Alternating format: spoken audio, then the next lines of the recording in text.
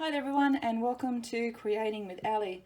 Today I am going to review and use these markers to create an art piece. If you're not familiar with acrylic marker sets, then make sure you stick around. This is the very first set of acrylic markers that I have purchased for myself. I got this set from Temu and I'm just going to pop my code up there on the screen because if you have not used Temu before and you are interested in any products from Temu, you can use that code and get yourself a nice discount. You're under no obligation, of course. Apart from a code that might give you a bit of a discount, that's about as far as my affiliation with Temu goes. Otherwise, I purchased this with my own money. So the acrylic marker set, so there are 32 colours in here and they are fine tip and brush tip. Inside the box you will have a sheet and on the back of that you have got a swatch. This will give you an idea of colours, but I'm still going to swatch them out myself just to compare. There are also a few instructions here that are written in a completely different language, and I don't know what that says. So I'm just going to put that to the side because that's completely useless to me. So this is how they come. You have got 2 trays of markers, so you end up with your 32 across the set. It does say that the colours are going to appear differently under different types of light and materials, so please make your own colour swatches as the standard, which is what we're going to do. Each marker comes with 2 ends to it. One is the fine tip and the other is the brush tip. So the fine tip is the one indicated with the thinner line, and it is 1.9 millimeters. So I don't know if you can get a good look in that. There we go.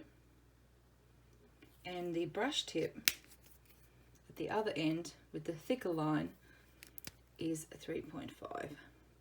And I'd much prefer to use this brush tip. I'm not a big fan of markers that don't have the brush tip. Such as the chisel, which you will get in an alcohol marker, for example. So they're the markers themselves. They feel a bit comfortable in the hand. They actually feel really light, which makes you wonder how much paint can actually be inside of them. It didn't come with anything else in the box, so no nibs or anything like that. And you would need to be really careful because the thing with a brush tip marker is that you can really chuff up that point if you're not careful. So if you're painting on really rough surfaces, for example, you could easily damage that tip. So just be careful if you're using them that you don't do that. Just noticed my nail. I've been out gardening, so just ignore that. I think it's about time to swatch these out. I've created my own swatch page.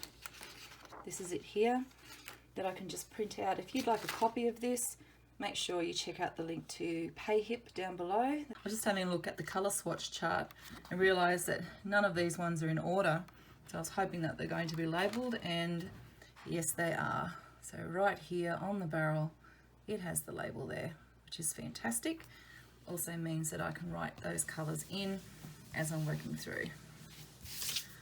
Alright, so let's do the first one.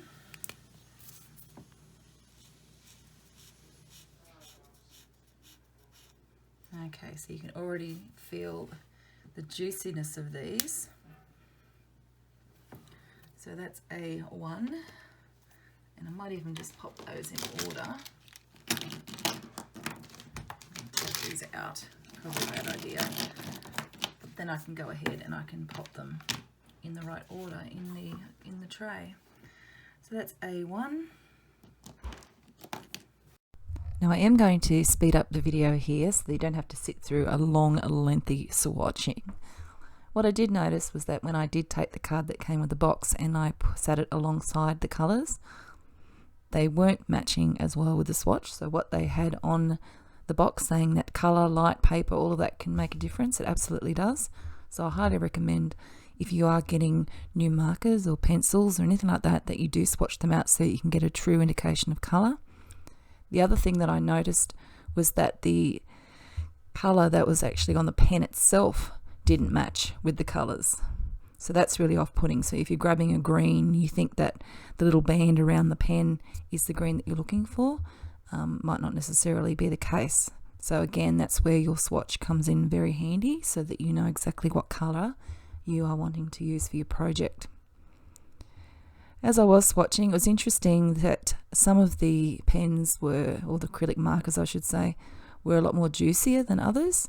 Some felt a bit dry, which I found really fascinating. So we'll see how they go over time. Majority of them are quite juicy, but there were just a few that seemed to be a little bit scratchy. So that was just a noticing that I had as I was swatching them out.